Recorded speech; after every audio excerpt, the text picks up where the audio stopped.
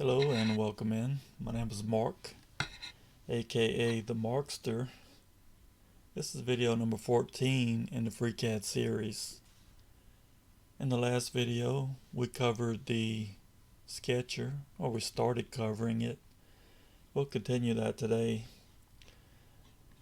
I'm using FreeCAD version 0.19, revision number 19510.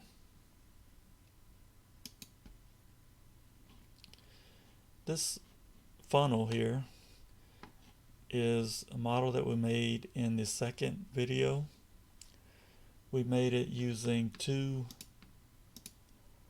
cones, two geometric primitives, two cones, fused them together and used the thickness function to hollow it out.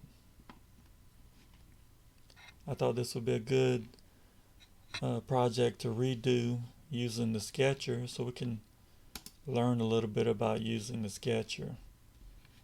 Here are the variables that we used in that earlier video. We'll reuse this spreadsheet rather than reinvent the wheel. So I'm going to hide the current model.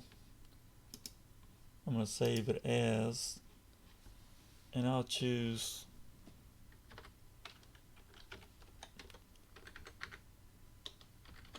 since it's episode 14, 014 funnel 2. Now we can save without overwriting the original file. Let's go to the sketcher. Deselect all of our objects. Create a new sketch. And we will do this with a revolve function. So we're going to use the XZ plane, which is looking at the object from the front.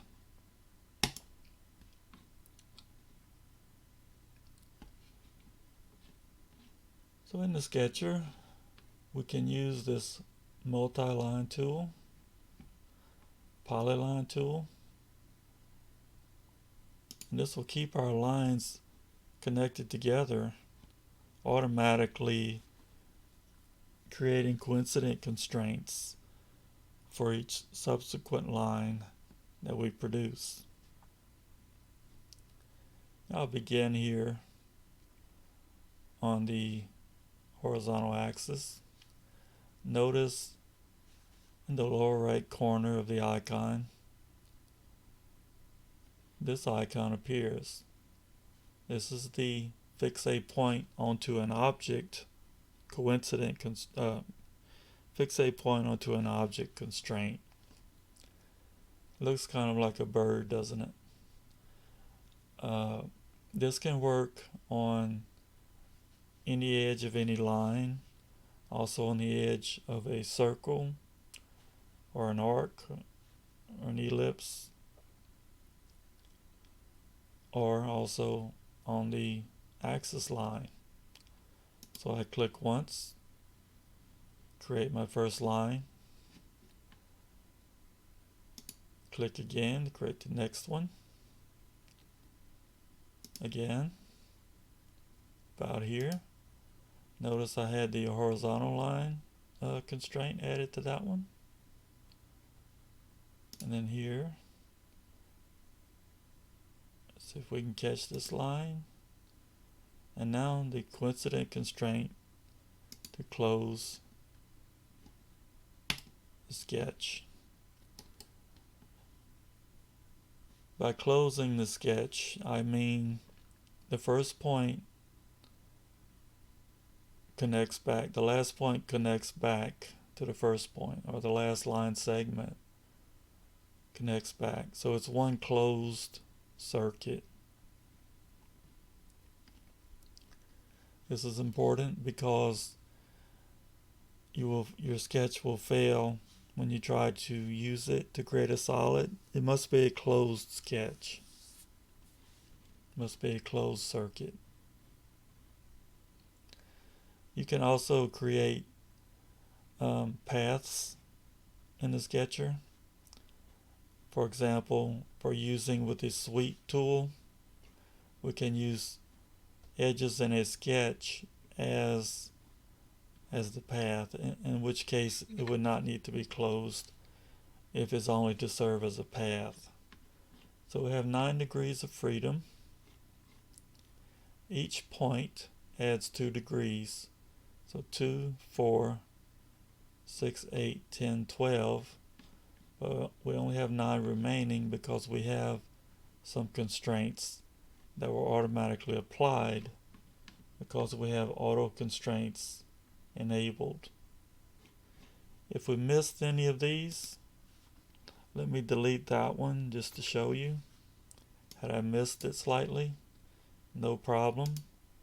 I can click both of these elements and apply the constraint afterwards. A horizontal constraint is not needed on this line because these 2 constraints affix it to the horizontal axis. Therefore, this line is already horizontal. A horizontal constraint at this point would be redundant. These 2 edges, these 2 points I should say, will be horizontal to one another. We can apply the horizontal constraint both to line segments and to points.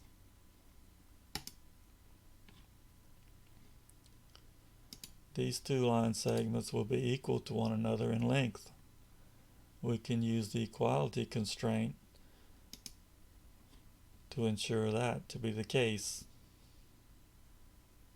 These 2 are also going to be identical and actually parallel.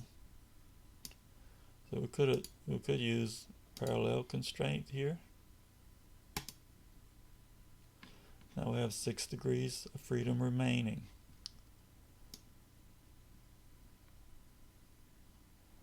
Perhaps I should apply parallel constraint to these 2 as well.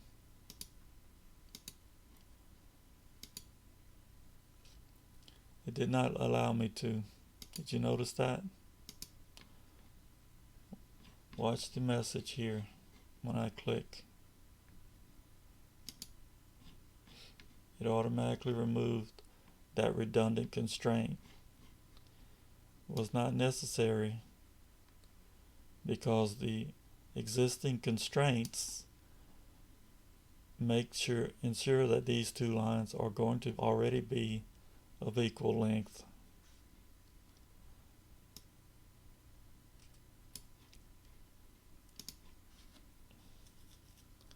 This line will represent the thickness of the wall. So we can apply a length horizontal distance constraint to this line segment. We'll press the equals key, ss.ss, and select the wall thickness property, variable, parameter, whichever you prefer.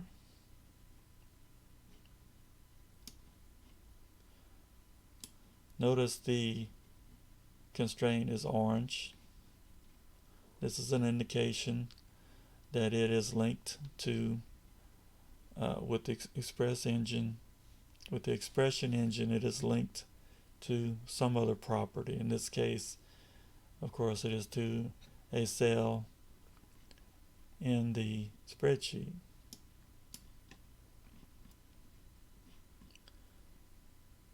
The distance from this point to this point will be the stem radius. So we'll apply another horizontal constraint, ss.ss, to bring up our list of available aliases. This is the stem radius, the stem being the lower section of the funnel. That's the name I gave it. I don't know if that's it's not an official name for that. So this will be the middle radius, the distance from here to here horizontally. We do not have to click the origin and the point. As a shortcut, when adding a length constraint to the origin, we need only select one point. If we only select one point, it will be assumed that the origin is the other point of reference. This will be the middle radius.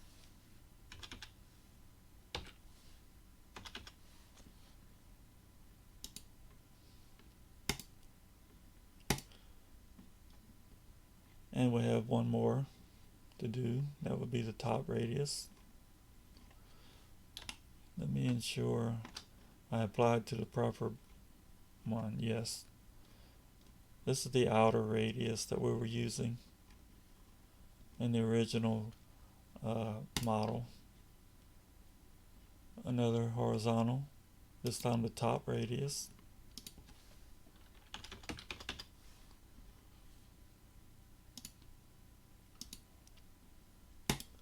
And we have 2 bar degrees of freedom, and that would be the height property, the middle height property, and the top height property, or the stem height. I believe I call this the stem height. The handy thing, this will be a vertical distance between this point and the origin. The handy thing about press the equals key, using this SS shortcut, we do not have to remember the exact names. Not radius, wrong one, stem height. We can select them from the menu that pops up. And now the top height is measured from this point, from the middle to the top, as I recall.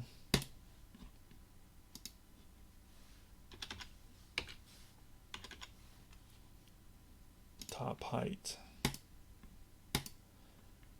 And now our sketch is fully constrained, as indicated by the message here, and also by the bright green color of the line segments.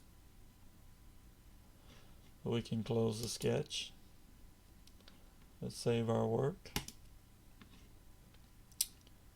Switch to the part workbench and use the Revolve tool. This is the front view. Select the sketch. Select the Revolve tool. Already by default it uses the Z axis, 360 degrees. Create a solid. So now we have our funnel. And we did it using the sketch-based method. And notice we only have 2 objects. We have 1 object and 1 operation, plus this spreadsheet. Using the other method from earlier, we have 2 objects and 2 operations. The simpler you can make your model, the better it is. It's much easier and simpler if you come back later, a few weeks later, a few months later. You learn to read this history tree here, and the fewer items you have in here, the easier it is to read. So most of our complexity is in the sketch. We could also achieve this same model using the extrude function.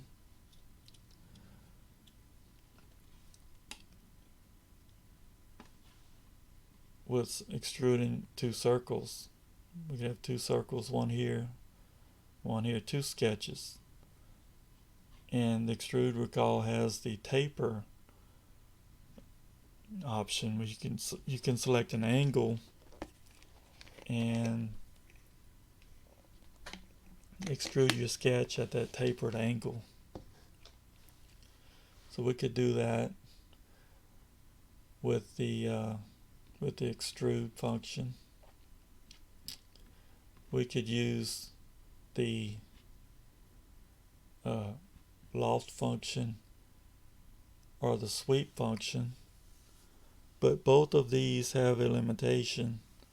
I mentioned in the last video, you can only use one single wire in your sketch.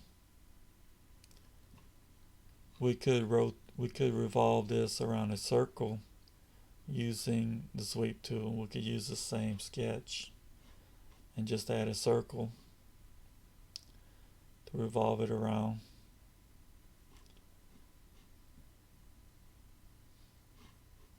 And that should work. It would be the circle at the bottom here. We could also create multiple sketches of the outside and inside, loft between them, and cut the inside from the outside. It's a lot more work though using the loft method because we need 4 sketches. Or we could do it with 2 and then use the thickness tool here. So lots of different ways to do things in FreeCAD. I think personally this method here is the best way that we just did it because it results in the fewest objects in the history tree. Another way we could do this using the Loft technique would be to draw half of the circle, half of the sketch, half of the profile, loft between those. We would need 3 sketches and each one would come halfway, and we could then use the mirror tool to mirror both sides. We can go ahead and use that method right now, since I know I've confused you thoroughly with that discussion. Let's go back to the sketcher, create a new sketch on the XY plane. This will be the stem. This time we will center them all around the origin. So we'll use the arc tool. We'll apply our coincident constraint as we are creating the arc.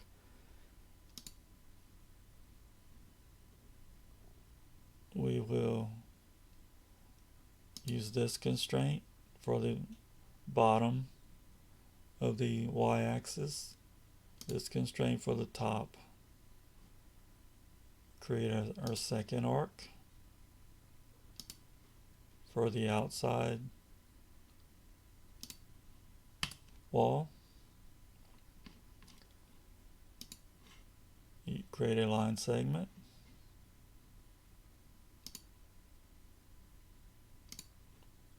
For that one, remember they have to be closed.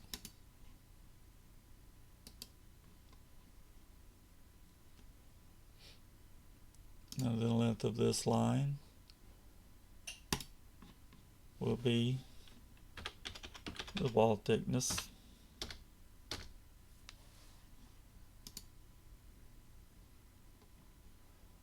radius of this circle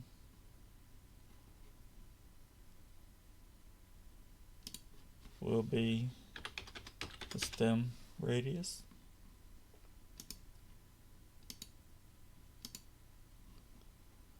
And this sketch is complete.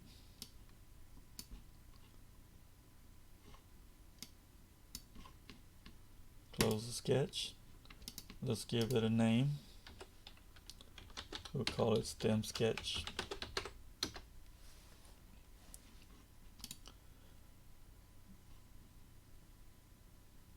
Create a new sketch, XY plane.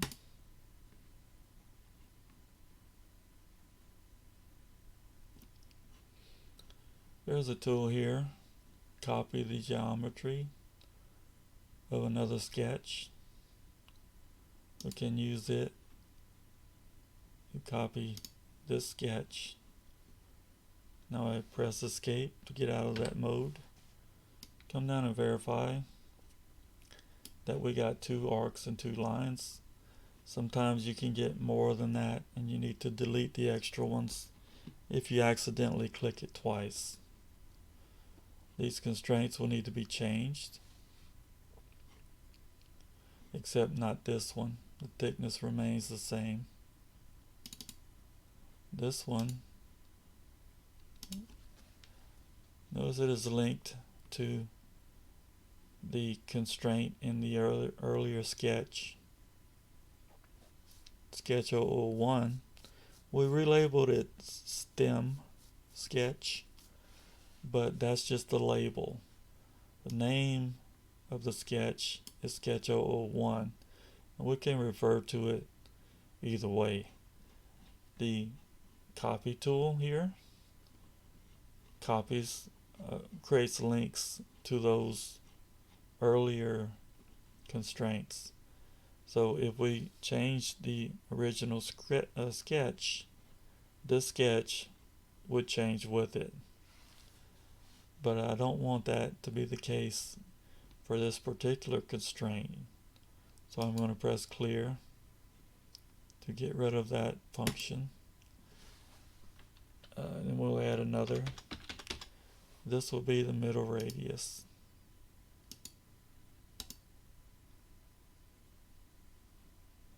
Now the sketch is complete.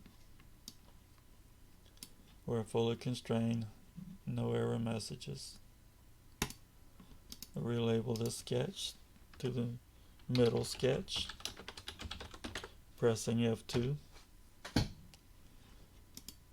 Create a new sketch, XY plane. And again, we will copy the geometry from this sketch. Right click to get out of that mode. Come down to verify. We got the appropriate number of elements during the copy process. This constraint will need to be changed. I would just press the delete key, and this is going to be top radius. Now the sketch is complete. We'll rename the sketch F2 top sketch. Now we need to locate our sketches or position our sketches appropriately, because right now they're all on the same Z level. So the middle sketch, we'll click on its placement property and the position, the Z axis, press the equals key. This will be stem height. The top sketch will do the same.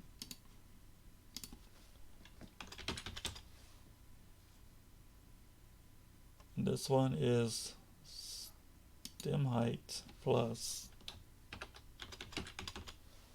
top height.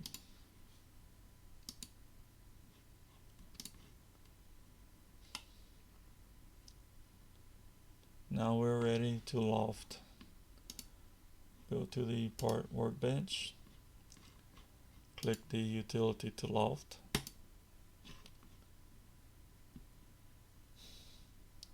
we will do this in 2 steps, but let me show you what would happen if we used all 3 at once.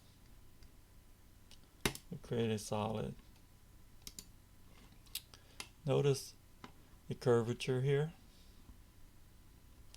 This is not what we want in this particular case, although if we were making a horn, that would be excellent, and it would certainly serve as a usable funnel, but it's not the look that I'm looking for. So I'm going to delete that sketch, and we will do it in 2 steps. Stem sketch, middle sketch, create a solid. Okay. Click the Loft tool again. Middle sketch, top sketch, create a solid. Okay.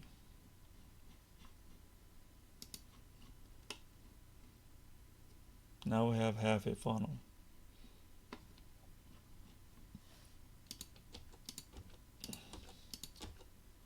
And hide these sketches, and we will use our fuse tool to fuse these 2 Loft objects together.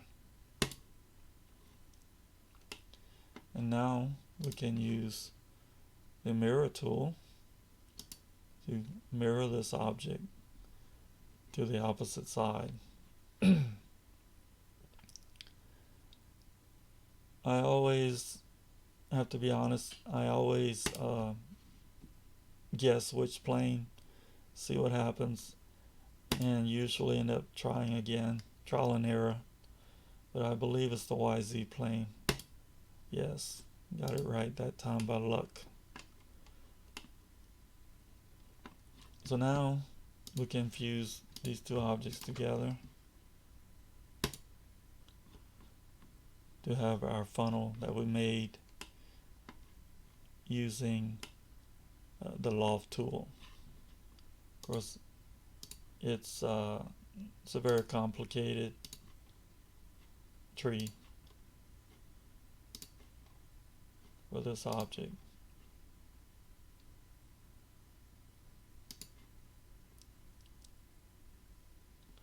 Much more complicated than the Revolve tree with just 2 objects. But for some tools, for some models, maybe you need the Loft and you can't use the Revolve.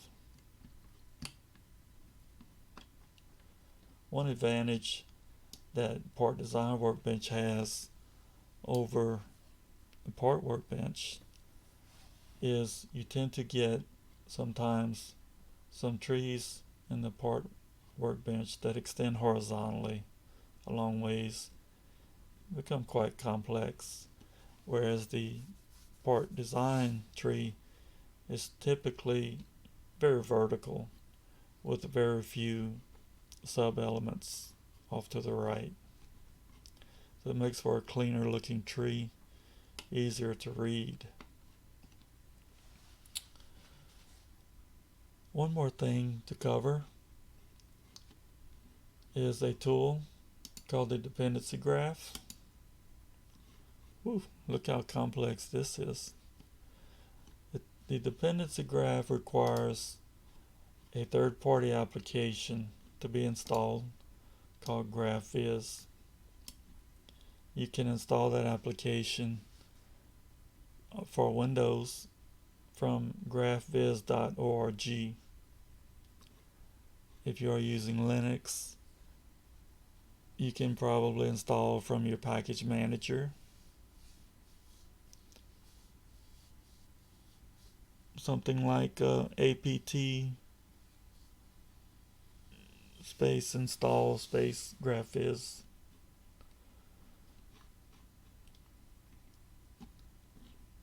On Macintosh, I'm not really sure how you would go about installing. But this tool is very useful, especially when dealing with sketches. for showing you what your dependencies are. It looks like a flowchart. Notice the Revolve tool, Revolve object is dependent upon the sketch, hence the arrow.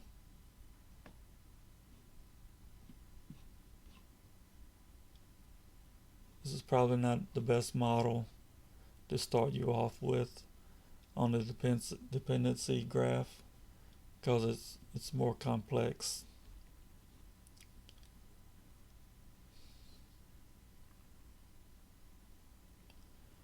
You see the thickness dependent upon the fusion, which depended upon the two cones, which depended upon the spreadsheet. If you have, when you are using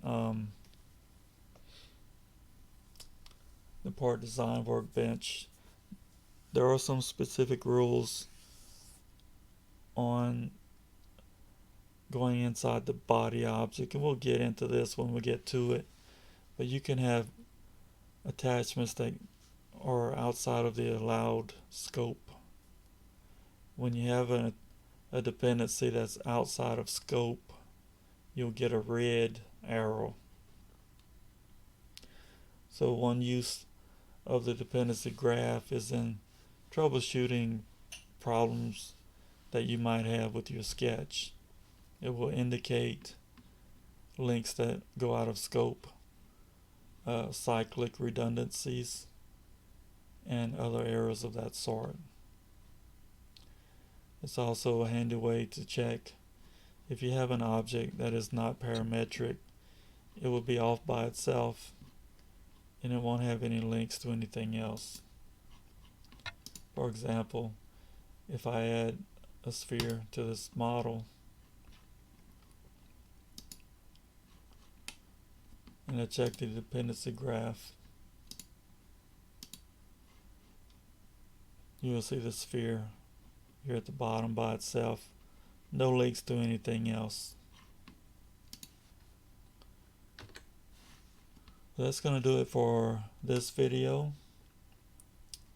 We're making really good progress.